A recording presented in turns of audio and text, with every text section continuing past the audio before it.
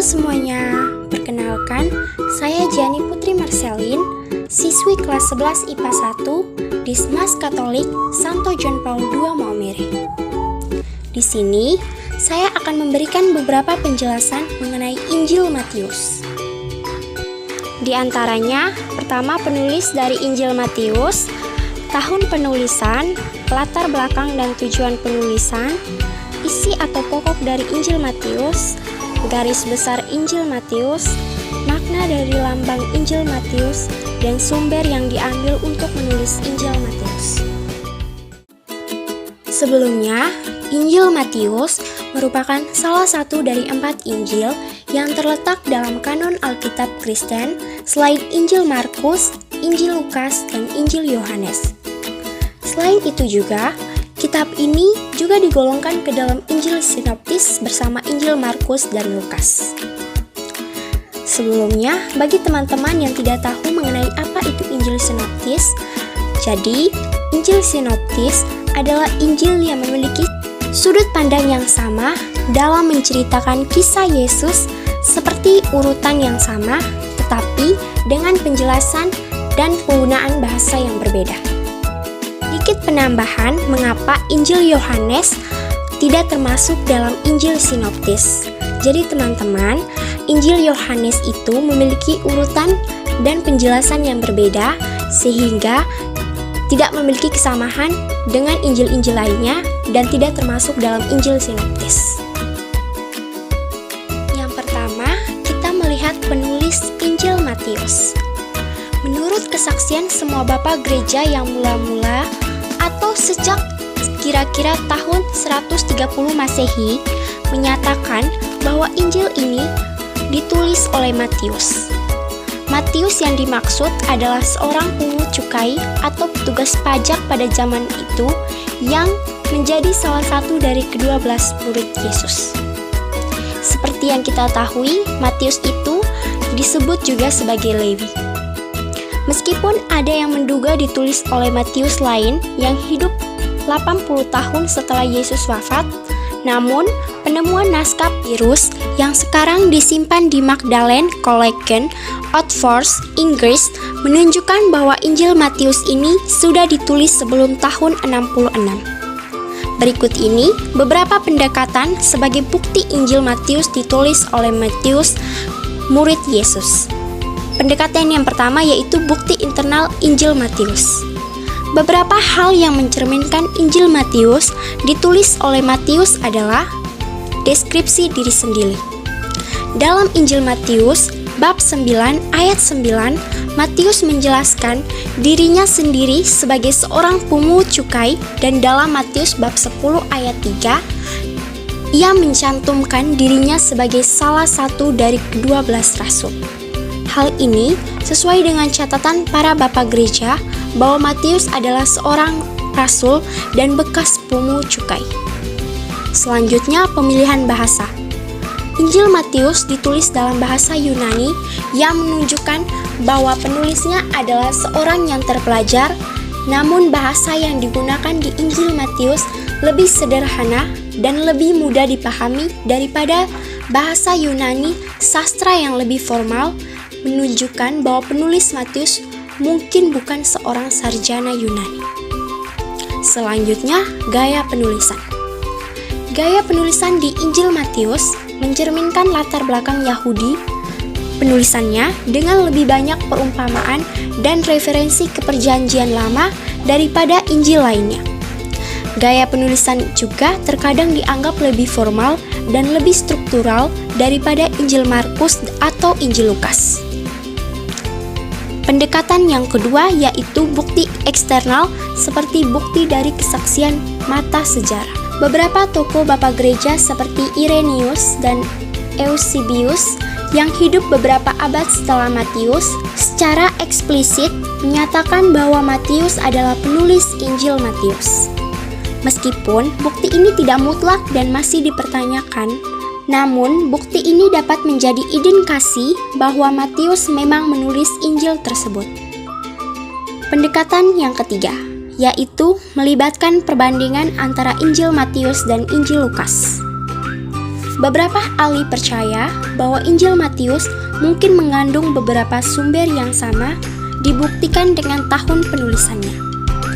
Namun, ahli lain menunjukkan bahwa meskipun ada beberapa kesamaan di antara Injil-Injil tersebut, Injil Matius memiliki gaya dan fokus teologi yang unik dan tidak mungkin ditulis oleh orang yang sama seperti penulis Injil Markus dan Injil Lukas.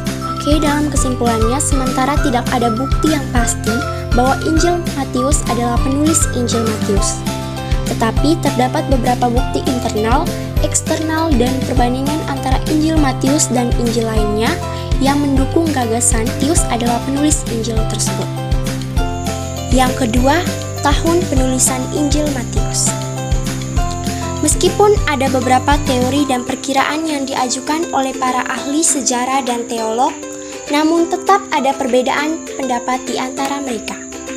Beberapa ahli percaya bahwa Injil Matius ditulis pada awal tahun 60-an Masehi, sementara yang lain percaya bahwa penulisannya lebih dekat dengan tahun 80-an atau bahkan 90-an Masehi.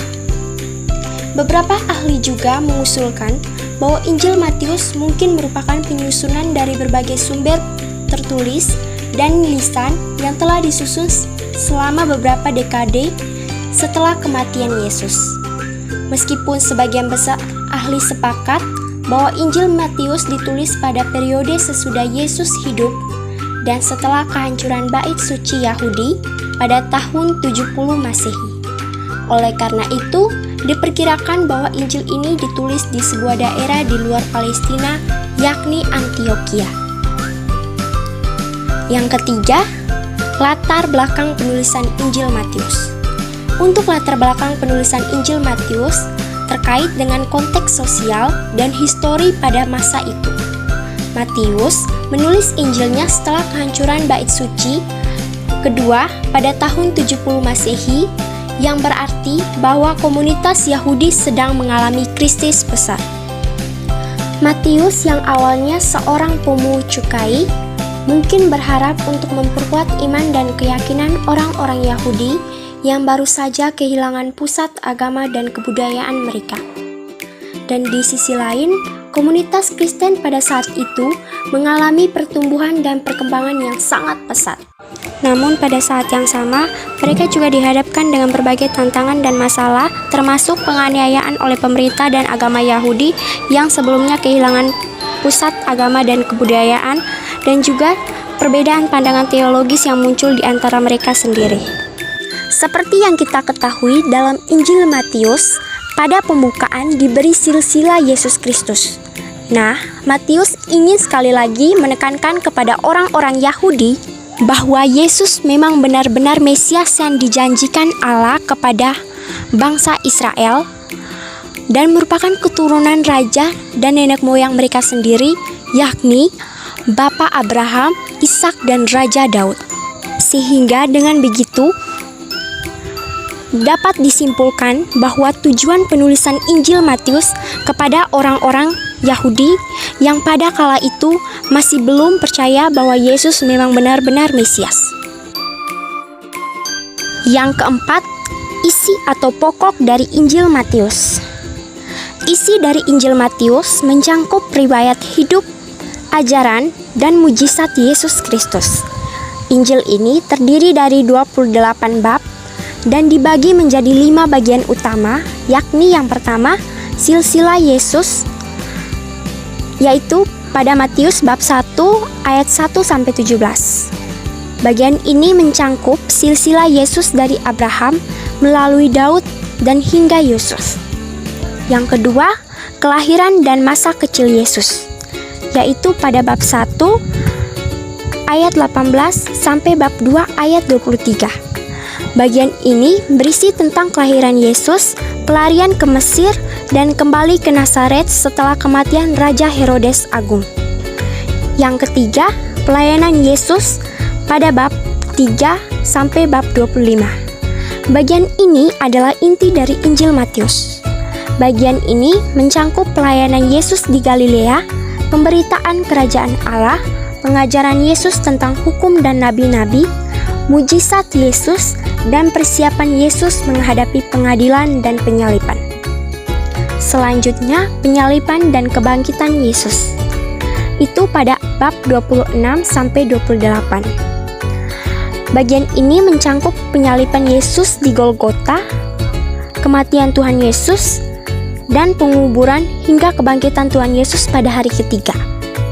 Yang terakhir, amanat terakhir dan kenaikan Yesus. Ini terdapat pada bab 28 ayat 16-20. Bagian ini berisi amanat terakhir Yesus kepada murid-muridnya untuk pergi dan memanggil murid dari semua bangsa, serta kenaikan Yesus ke surga.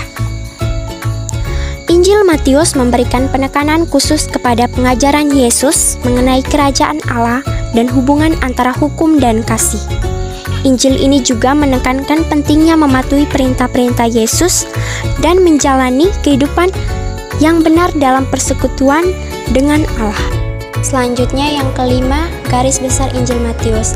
Dalam Injil Matius terdapat beberapa garis besar. Yang pertama prolog, yaitu Matius bab 1 ayat 1-17, di mana yang pertama silsilah Yesus dari Abraham melalui Daud hingga Yusuf, dan yang kedua kelahiran dan masa kecil Yesus mulai dari Matius bab 1 ayat 18 sampai bab 2 ayat 23, di mana terdapat yang pertama kelahiran Yesus dan kunjungan orang Majus, yang kedua pelarian ke Mesir setelah ancaman dari Raja Herodes, yang ketiga kembali ke Nazaret setelah kematian Raja Herodes, yang ketiga pelayanan Yesus mulai dari Matius bab 3 ayat sampai bab 25. Yang pertama pembaptisan Yesus oleh Yohanes Pembaptis, yang kedua pemberitaan kerajaan Allah dan panggilan murid-murid Yesus, yang ketiga pengajaran Yesus tentang hukum dan nabi-nabi, dan yang keempat mujizat-mujizat Yesus seperti penyembuhan orang sakit dan mengusir setan, dan persiapan Yesus menghadapi pengadilan dan penyaliban. Selanjutnya penyaliban dan kebangkitan Yesus mulai bab Matius bab 26-28. Terdapat perjamuan terakhir Yesus dengan murid-muridnya, penangkapan, persidangan dan penyaliban Yesus, kematian dan penguburan Yesus, kebangkitan Yesus pada hari ketiga, penampakan kepada murid-muridnya dan perintahnya untuk memberitakan kabar baik kepada semua bangsa. Yang terakhir, amanat terakhir dan kenaikan Yesus pada Matius bab 28 ayat 16-20, di mana terdapat amanat terakhir Yesus kepada murid-muridnya untuk pergi dan memanggil murid dari sebuah bangsa, dan kenaikan Yesus ke surga. Selanjutnya yang keenam, makna dari lambang Injil Matius. Untuk lambang Injil Matius adalah seekor manusia atau malaikat yang memiliki sayap dan kepalanya ditompang oleh lingkaran cahaya atau sinar matahari. Lambang ini sering disebut dengan terdapat beberapa penaksiran tentang arti lambang ini, namun secara umum lambang tersebut melambangkan kesucian, keilahian, dan manusia yang diberkati. Bentuk manusia yang digambarkan dalam lambang tersebut melambangkan Matius sendiri, yang dalam Injilnya menggambarkan Yesus sebagai manusia yang menderita dan merasakan semua penderitaan manusia, sementara kepalanya yang ditompang oleh lingkaran cahaya melambangkan kedaulatan ilahi dan keilahian Kristus, sedangkan sayap melambangkan kepribadian dan perlindungan Allah kepada umat manusia. Selain itu, beberapa penaksiran lain mengatakan bahwa lambang tersebut juga melambangkan Matius sebagai penulis Injil yang memuliakan Yesus sebagai raja yang memerintah dan memiliki otoritas tertinggi. Selanjutnya yang terakhir atau yang ketujuh, sumber yang diambil untuk menulis Injil Matius. Berikut ada beberapa sumber yang digunakan oleh penulis Injil Matius, antara lain yang pertama Injil Markus. Banyak bagian dari Injil Matius yang serupa dengan Injil Markus, dan Matius kemungkinan menggunakan Injil Markus sebagai salah satu sumbernya. Yang kedua, dokumen Kui. Dokumen Kui adalah suatu teks hipotetis yang diyakini digunakan oleh penulis Injil Matius dan Lukas. Teori ini meyakinkan bahwa Matius dan Lukas menggunakan sumber teks yang sama yang tidak terdapat dalam Injil Markus. Selanjutnya, sumber-sumber oral. Matius juga mungkin menggunakan cerita-cerita lisan dan pengajaran Yesus yang diteruskan dari generasi ke generasi oleh pengikut Yesus. Seperti yang kita ketahui, Matius adalah salah satu dari ke-12 murid Yesus. Oke, sekian dulu dari video penjelasan saya. Terima kasih bagi teman-teman yang sudah menonton. Semoga videonya bermanfaat.